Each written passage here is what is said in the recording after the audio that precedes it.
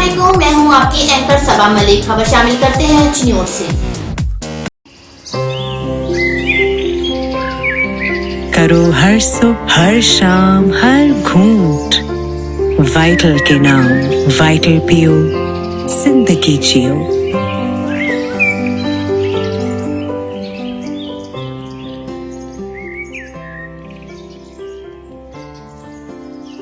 जो भी आपके रास्ते में आए उसको सीधी गोलियां मारें। इसका सबूत आप इस बात का मदारा इसको जनरल रहीम शहीद हमारे कारकुनों पर जो कि बिल्कुल नहीं थे, बहाने मुख्तलिफ बनाए गए दिया जो तशवीश का बायस बना हुआ है और बन रहा है।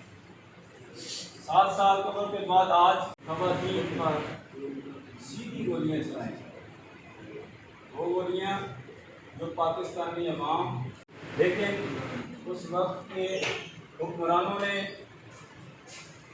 इस इदारे 14 जून का दिन आया 2014 को, तो मतलब ये निज़ाम इतना कह ले कि ज़ालिम के साथ इतना उसको सपोर्ट करता है। एक दरख्वास्त